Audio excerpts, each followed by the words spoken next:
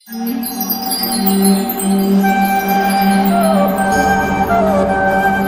भी बड़ा विचित्र प्राणी है। अपनों से नीचे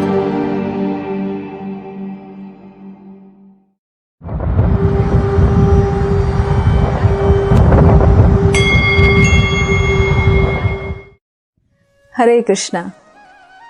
भगवत गीता अध्ययन माला कार्यक्रम में आप सभी का हार्दिक स्वागत है। भगवत गीता केवल किसी एक धर्म समुदाय के लिए नहीं, अपितु समस्त मानव जाति को लाभान्वित करने वाला शास्त्र है।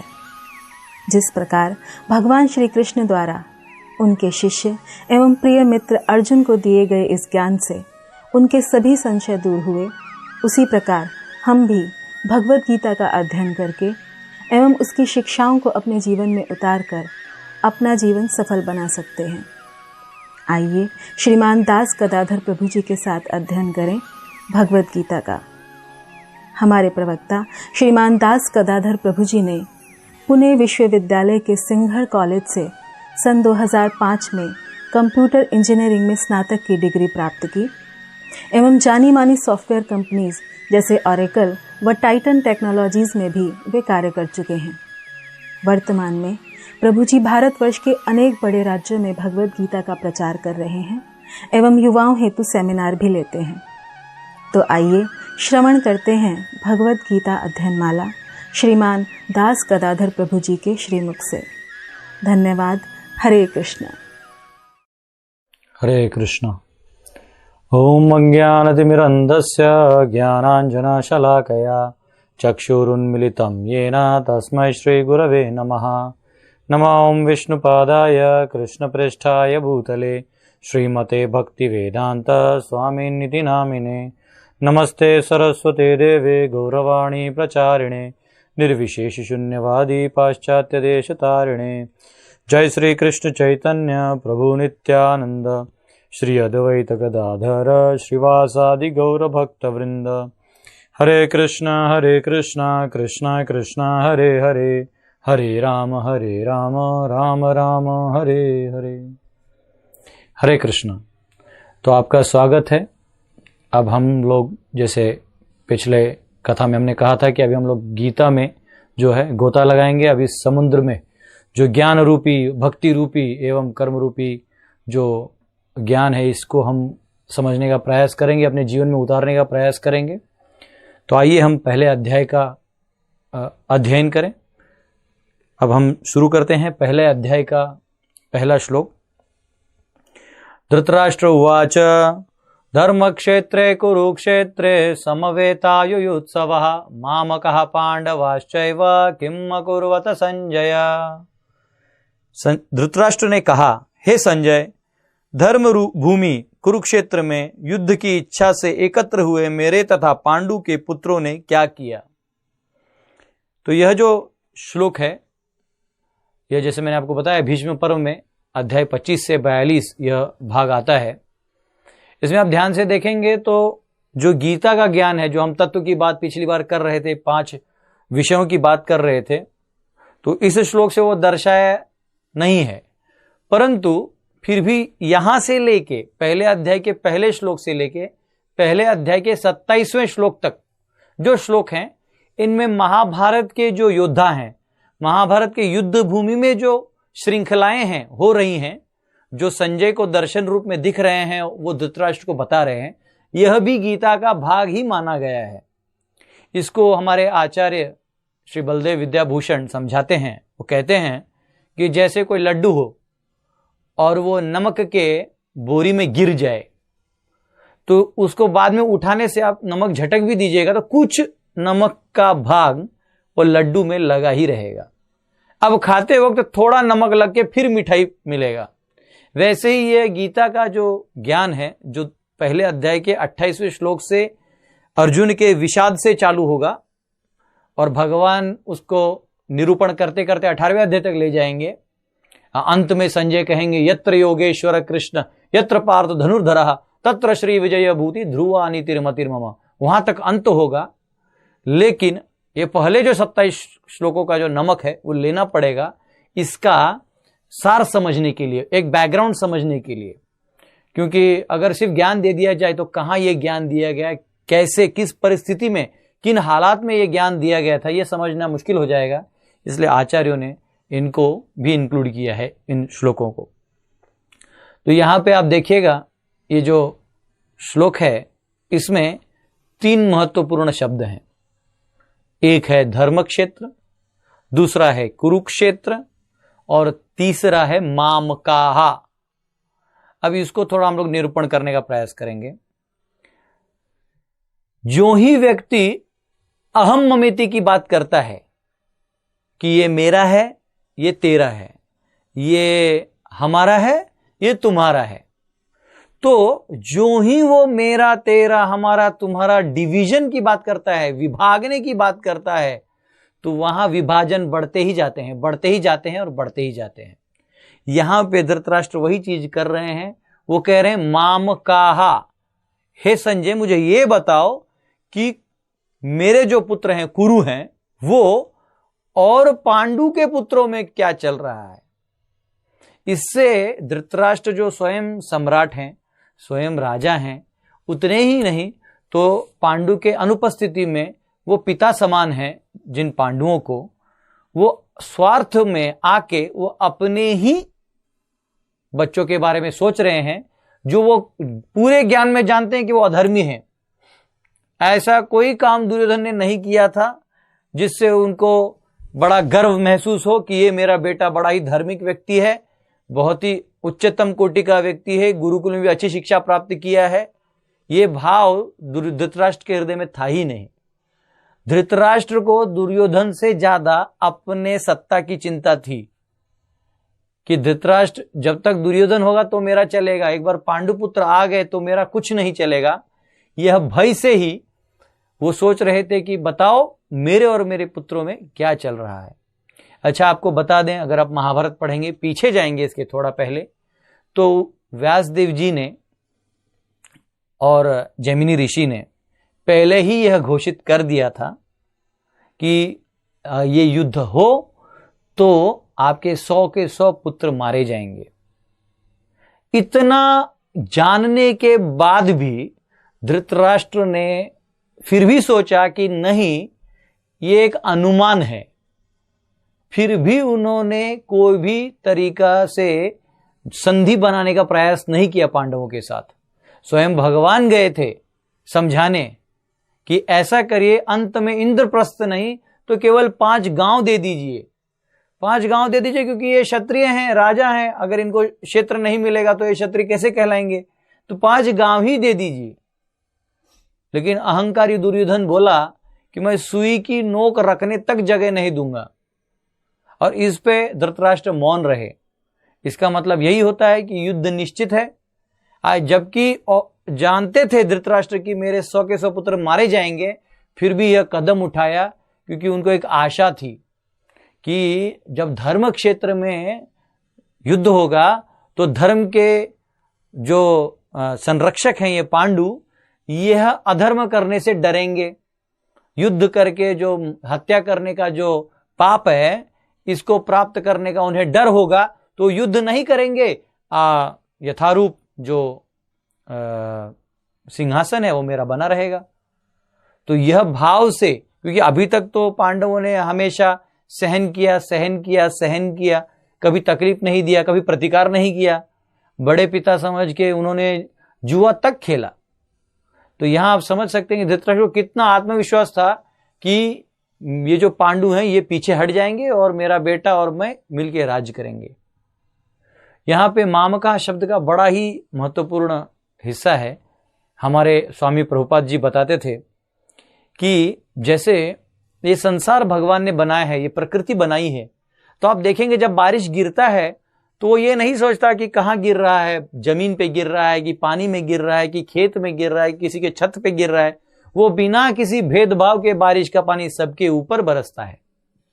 धूप आता है तो धूप जहां जहां सब दिखता है सबको देता है। ये नहीं है कि ये हिंदू है, ये मुस्लिम है, ये अमेरिकन है, ये इंडियन है, तो इसको धूप दूंगा, इसको नहीं दूंगा। यह भेद कोई भी ऊपरी ताकत नहीं करती। परंतु मनुष्य इतना मूर्ख और स्वार्थी हो जाता है तो वो अपना और पराया ये विचार करना चालू कर देता है। जैसे आप देखेंगे भूमि, अगर आप देखा जाए तो भगवान जब भूमि बनाए तो कहीं भी जाली या लाइन ऑफ कंट्रोल या जाली या इलेक्ट्रिक वायर्स लगा के नहीं बनाए थे, वो खुले थे। वो तो मनुष्य आया और बोलने लगा ये मेरा राज्य है, ये तुम्हारा राज्य है, ये मेरे लोग हैं, ये तुम्हारे लोग हैं। तो वो तो ऐसे हो गया ना, जैसे कोई कुत्ता क्या करता है, एक जगह जाके शौच कर देता है और सूंघ के वो जगह ध्यान में रखता है, फिर दूसरे कोने में जाके शौच करता है, तीसरे, फिर चौथे, और चारों कोनों के बीच में जाके वो बैठ जाएगा और अपने ही मन में सोचेगा कि यह क्षेत्र मेरा है। उसमें ही जो ही कोई कुत्ता घुसेगा वो करके चालू कर देगा। वैसे ही मनुष्य भी अब कुत्ते के भांति जीने लगे हैं। हमने लड़ाई झगड़ा कर लिया, ब्रिटिशर आए, जो भारत अखंड भारत था उस भारत को तोड़ दिया, हिंदू मुस्लिम में बांट दिया तो वहां जाली लग गया, फिर बांग्लादेश हिंदुस्तान में कर दिया तो वहां जाली लग गया। जितने टुकड़े कर सकते हैं करते जा रहे हैं, और आज संविधान के नाम पे लोग हिंदू मुस्लिम लड़ रहे हैं, तो प्रांत प्रांत से लड़ रहे हैं, जबकि वो ये नहीं जानते कि जन्म मृत्यु जरा व्याधि यह समस्या है। आध्यात्मिक दृष्टिकोण से देखा जाए तो यह समस्या है। ये जो हम बना रहे हैं ये समस्या नहीं है, क्योंकि हिंदू हिंदू की भी हत्या करते हैं, मुस्लिम मुस्लिम की हत्या करते हैं, क्रिश्चियन क्रिश्चियन की हत्या करते हैं। अन्याय कौन किस पे करेगा, यह जाति धर्म पे आधारित नहीं है। तो यहां पे धृतराष्ट्र ने जो अवस्था बनाई थी वही अवस्था आज समाज की है। इसलिए ध्यानपूर्वक देखिए, वैसे पूर्वज आचार्यों के, शंकराचार्य से लेके मध्वाचार्य, रामानुजाचार्य, इन्होंने जो टीका लिखी थी भगवत गीता पे, तो पहले अध्याय को तो इन्होंने नगण्य रूप से ही लिख दिया था, थोड़ा थोड़ा उन पे टिप्पणी करके आगे चले गए थे दूसरे अध्याय पे जहां आत्मज्ञान की बात होती है। परंतु स्वामी प्रभुपाद ने पहले अध्याय पे बहुत ज्यादा तात्पर्य का ज्ञान दिया है। उसका कारण यह है कि आज के समय में ये जो देहात्म बुद्धि है ये बढ़ते जा रही है, और इसके कारण यह मामकाह शब्द जो है, जो कौरव और पांडवों में भेद ला रहा है और युद्ध की कगार पे लाके खड़ा कर दिया है, तो यही चीज आज भी चल रहा है। तो हमें समझना होगा कि जब तक ये मामकाहा का भाव नहीं हटेगा, ईश्वरी बुद्धि नहीं आएगी, तब तक ये युद्ध होते ही रहेंगे। चाहे वो घर के स्तर पे हो, चाहे वो जमीन के स्तर पे हो, चाहे वो शैक्षणिक स्तर पे हो, चाहे वो धार्मिक स्तर पे हो। तो मामकाहा, जो मैं, कभी कभी लोग बोलते हैं इंडिया इज ग्रेट, क्यों? क्योंकि मैं इंडिया में पैदा हुआ। अगर मैं पाकिस्तान में पैदा होता तो इंशाअल्लाह करके मैं चिल्लाता, या मैं कहीं दूसरे देश में चिल्लाता तो अमेरिका इज ग्रेट करके चिल्लाता। तो ये तो आप क्या चिल्ला रहे हैं, इससे तो आप अपना ना अहंकार दिखा रहे हैं कि मैं यहां जन्म लिया हूं। आप अपना ग्रेटनेस बताने की कोशिश कर रहे हैं, उस देश की ग्रेटनेस बता ही नहीं सकते, क्योंकि देश या जमीन तो भगवान का दिया हुआ है। तो हमको ये समझना बहुत जरूरी है कि देहात्म बुद्धि और ईश्वर से अलग रहने की जो मनसा है, इसको कभी भी हमें मन में नहीं लाना चाहिए। दूसरा बात, यहां पे धर्म क्षेत्र यह शब्द लिखा गया है, तो ये क्षेत्र धर्म का होने के कारण धृतराष्ट्र को एक भय था, कहीं ऐसा तो नहीं ना कि अगर ये पांडु लड़ गए तो ये धर्म क्षेत्र है, तो धर्म इन पांडुओं का मदद करेगा और इस वजह से यह जीत जाएंगे। और कहीं ऐसा तो नहीं ना कि धर्म क्षेत्र है, इसके प्रभाव में आके यह अधर्म कार्य करने से डर जाएं, क्योंकि सहसा युद्ध में अधर्म होता है, हत्याएं होती हैं, अनेक माताएं विधवा होंगी, अनेक घर जो है वो रास्ते पे आ जाएंगे, उनके खाने पीने के मोहताज हो जाएंगे। यह समस्याएं, सामाजिक समस्या जो आगे जाके पहले अध्याय के 38 से लेकर 46 श्लोक में स्वयं अर्जुन बता रहे हैं कि हे प्रभु, मैं अगर लड़ जाऊं तो ये सब हो जाएगा, इसका दोषी मैं बनूंगा। यह स्वाभाविक था, ये धृतराष्ट्र सोच ही नहीं रहे थे, यह अर्जुन इस परिस्थिति से जा भी चुका था। इसलिए इस अध्याय का नाम है विषाद योग, अर्जुन विषाद योग, कि अर्जुन अपने सर पे हाथ रख के, आपने वो चित्र देखा होगा, वो रथ के नीचे बैठ गया है, हताश हो गया है। तो ये हमको समझना है कि धर्म क्षेत्र का भी प्रभाव हो सकता है, इसलिए धृतराष्ट्र चिंतित थे। अब धर्म क्षेत्र ही नहीं तो इसे कुरुक्षेत्र भी कहा गया है। तो जबल उपनिषद में एक मंत्र आता है, मैं उसको कहूंगा, यदनु कुरुक्षेत्रम देवानाम देव यजनम सर्वेशाम भूतानाम ब्रह्म सदनम। ये जबल उपनिषद का मंत्र है। इसमें यह कहा गया कि देवता यहां आके यज्ञ किया करते हैं, इसलिए इसको धार्मिक क्षेत्र कहा गया है। और कुरुक्षेत्र देव यजनम, यह एक सतपाठ ब्राह्मण मध्यान्ह दिन्य 14:1-12 इस श्लोक में भी ये वर्णन आता है। तो यह शास्त्रों में लिखित चीज है, तो इसलिए एक भय इनके मन में बना हुआ था। और अगर ध्यान से देखेंगे तो वो वही जगह है जहां पे धार्मिक व्यक्ति भी खड़े हैं और अधार्मिक व्यक्ति भी खड़े हैं। अब कोई पूछ सकता है कि नहीं, अगर दुर्योधन लड़ रहा था तो इसमें अधर्म क्या है? तो धर्म की व्याख्या समझनी होगी। धर्मम तु साक्षात भगवत प्रणीतम, अगर कोई कार्य भगवान को प्रसन्न करे तो उसे धर्म कहा जाता है, और जो कार्य भगवान को प्रसन्न ना करे वो अधर्म का कहा जाता है। अब यहां तो अब व्याख्या में जाएं और उसका विवरण तो हम आगे करते ही रहेंगे। यहां तो साक्षात स्वयं भगवान कृष्ण खड़े हैं। यही दुर्योधन, जब युद्ध से पहले एक प्रथा थी कि आप किसी भी राजा से जाके संधि का प्रस्ताव लगा सकते हैं, तो यही दुर्योधन जो 5 गांव देने से मना कर दिया कृष्ण को, तो उसी कृष्ण को बंदी बनाने का प्रयास किया, तो कृष्ण ने विराट रूप ले लिया। यही दुर्योधन कुछ समय पहले कृष्ण के पास गया और बोला कि आप रिक्वेस्ट किया कि आप मेरे साइड से युद्ध करिए और आप मेरे साथ रहिए, क्योंकि बलराम जी ने तो प्रण ले लिया था कि हम युद्ध नहीं करेंगे, हम युद्ध में शामिल नहीं होंगे, तो बचे केवल कृष्ण। तो जब कृष्ण लेटे हुए थे तो वही दुर्योधन सर पे बैठा था, और यहां अर्जुन भगवान के चरणों में बैठे हुए थे, नीचे उनके चरणों के पास। एक भक्त का यह स्वभाव होता है कि वो केवल भगवान के चरणों में ही अपना स्थान मानता है, और एक अधर्मी व्यक्ति को यही लगता है कि भगवान में मेरे नौकर हैं, मैं जैसा बोलूंगा वैसे होगा। हाँ, मेरे को जो चाहिए वो भगवान देंगे।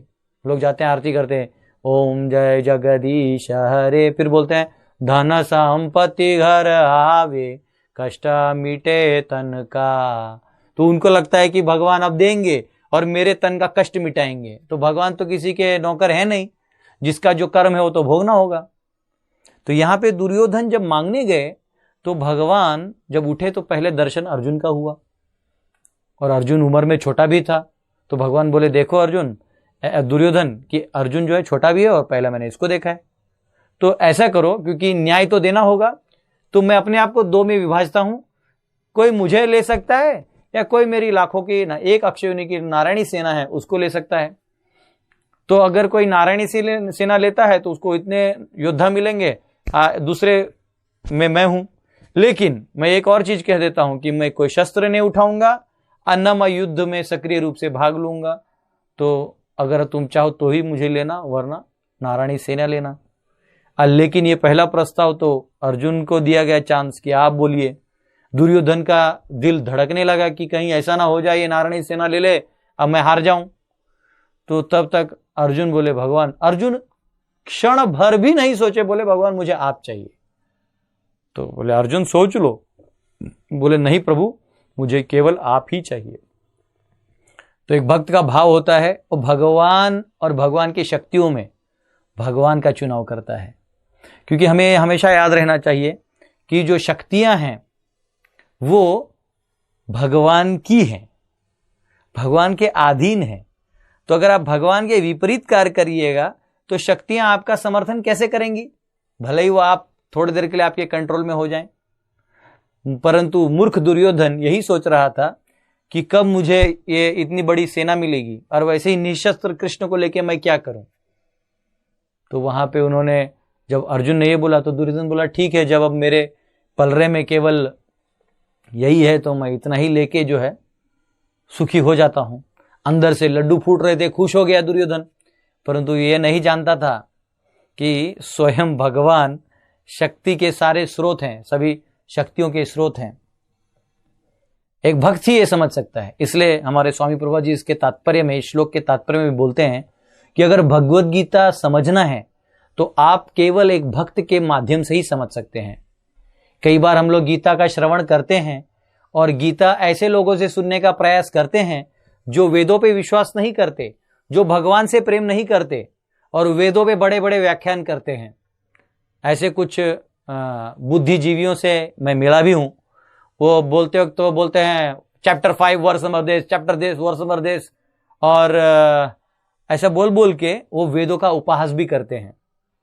एक बार मैं एक अलग धर्म के व्यक्ति थे और वेदों की निंदा करने में बड़ा आनंद लेते थे। एक बार वो अपने व्याख्यान में बोले, उनका जमा उनके समुदाय के लोग थे तो मुझे भी आमंत्रित किया गया। तो बोलने लगे कि कैसे भगवान केवल निराकार है, और वो कुछ श्लोक बोलने लगे। तो फिर हमने उसको सवाल जवाब में उनसे सवाल जवाब किया और उनको बोला कि कैसे ये श्लोक हैं जहां भगवान साकार रूप में भी बताए गए हैं। उतने में उन्होंने मेरा माइक बंद कर दिया, मैं चला गया। अब वो अपने समुदाय को ये दिखाते थे कि मैं वेदों का बहुत बड़ा पंडित हूं। आज जब मैं थोड़ा बाहर आया तो उनको किसी ने सवाल पूछा वेदों के बारे में, तो बोलते हैं हाँ, तुम्हारे वेदों में लिखा है कि भगवान के मुख से ब्राह्मण आए, हाथों से क्षत्रिय आए, और पेट से वैश्य आए और पांव से शूद्र आए। तब मैं बोला देखो, अभी मुझे बोला कि भगवान को आकार नहीं है और अभी खुद कह रहा है कि भगवान के मुख से ब्राह्मण आए। तो ऐसे लोग होते हैं, ये विरोधाभास, समाज में विरोधाभास बनाने का प्रयास करते हैं। तो मेरा तो आपसे यही गुजारिश है, हमारे स्वामी प्रभुपाद जी भी यही कह रहे हैं कि आप ऐसे लोगों से सुनिए जो भगवान से प्रेम करते हैं, जो कभी शिवलिंग पे दूध न चढ़ाया हो, जो कभी भगवान के चरणों में एक फूल लाके न रखा हो। ऐसे शुष्क एवं अश्रद्धालु ज्ञानियों से भी ज्ञान अर्जित करना। दूध को जब पूरा पतीला दूध का हो, उसमें एक सांप मुंह लगा ले तो उस दूध को पीना बहुत विषारी है। वैसे ही वो ज्ञान जिनको भगवान से प्रेम नहीं है, वैसे लोग अगर आपको वो ज्ञान दे रहे हैं तो थोड़ा सोच समझ के सुनना चाहिए, क्योंकि वो सुन के भी केवल विष ही बनेगा। तो यहां पे जो धर्म क्षेत्र है, कुरुक्षेत्र है, इसका विवरण देखते हुए अर्जुन के पास केवल, जो पांडव थे इनके पास केवल 7 अक्षय योनि सेना थे और 11 अक्षय योनि सेना दुर्योधन के पास था। इसमें भी अनेक छल हुआ। वैसे तो 9 हो जाते, लेकिन शाल्य का जो 2 अक्षय योनि सेना है वो छल के कारण दुर्योधन के योद्धाओं में मिल गया। तो यहां पे अंत के, इस तात्पर्य के अंत में हमारे स्वामी प्रभुपाद जी लिखते हैं कि जैसे खेत में जो घास होता है और जो धान का पौधा होता है, ये साथ साथ उगते हैं। तो ये खेत में काम करने वाला जो व्यक्ति है, उसका कर्तव्य है कि वो जो घास है वो निकाल के पौधों को संरक्षण दे, क्योंकि नहीं तो वो पौधा भी सूख जाएगा और घास भी नहीं उग पाएगा।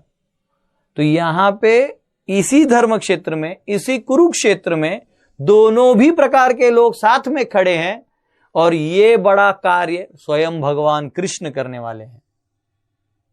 कृष्ण भले ही दिखने में निशस्त्र थे, दिखने में वो योद्धा नहीं, युद्ध नहीं पुकारे थे, तो योद्धा नहीं थे, केवल एक सारथी के रूप में अर्जुन का रथ चला रहे थे। ये भी एक दृश्य है। हाँ, अर्जुन के रथ हाकन हारे, गीता के उपदेश तुम्हारे।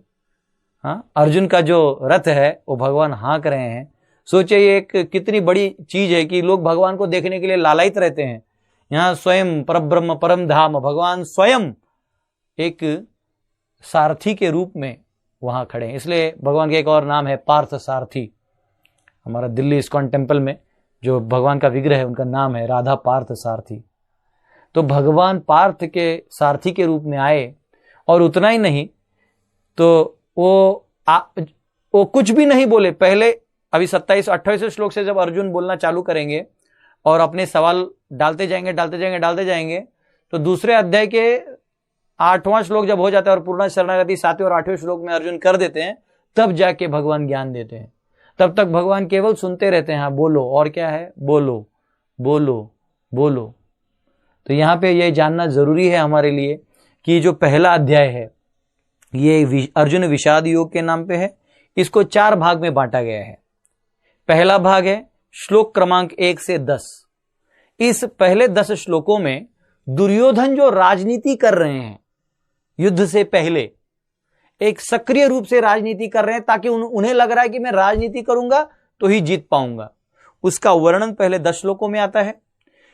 फिर 11 से जो पहले 13 श्लोकों में ये आता है, और 14 से जो 20 है, इन श्लोकों में जो युद्ध की तैयारियों में जो विजय का चिन्ह है वो किसके साइड से है, यह किसके पक्ष में विजय होने वाला है, यह उन श्लोकों में दिखाई देता है। 21 से लेकर 27वें श्लोक में भगवान की भक्त वत्सलता का दर्शन दिखाया है। और उसके बाद इसके बाद जो 28 से 46 श्लोक हैं, इसमें अर्जुन अपने सारे हृदय के दुर्बलता को, अपनी करुणा को, अपने ज्ञान को, अपने कर्म को, सबका एक सामंजस्य समझते हुए उसमें वो बहुत सारे प्रश्न करते हैं कि प्रभु ये कैसे, हम नहीं कर पाएंगे, हम नहीं युद्ध करेंगे, कुलक्षय हो जाएगा, अनेक स्त्रियां विधवा हो जाएंगी, चरित्रहीन हो जाएंगी, फिर वर्ण संकर होगा, हे प्रभु हमसे नहीं होगा। इन शॉर्ट कहा जाए तो युद्ध ही नहीं करना चाहते थे, वो चाहते थे कि मैं यहां से संन्यास ले लूं। लेकिन भगवान भी फिर उनको अच्छा ज्ञान देते हैं दूसरे अध्याय से चालू करके, तब उनको जब बोध होता है करते करते 18वें अध्याय में फिर अंत में बोलते हैं कि भगवान बोलते हैं जैसे तथा करूं, कि आपको लग रहा है 18 अध्याय सुनेगा कि नहीं युद्ध करना तो मत करो, आप जिसको जैसे, तो नहीं बोलते हैं करिष्ये वचनम तव, आप बोल रहे हैं युद्ध करना है तो हम करेंगे, क्योंकि अब ये युद्ध नहीं है, ये धर्म का कार्य है। तो आगे हम लोग अगला श्लोक देखेंगे जहां पे दुर्योधन द्रोणाचार्य के पास जाते हैं और आगे वो कैसे राजनीति करते हैं, कैसे कूटनीति करते हैं, इसका समझने का प्रयास करेंगे। धन्यवाद। हरे कृष्णा।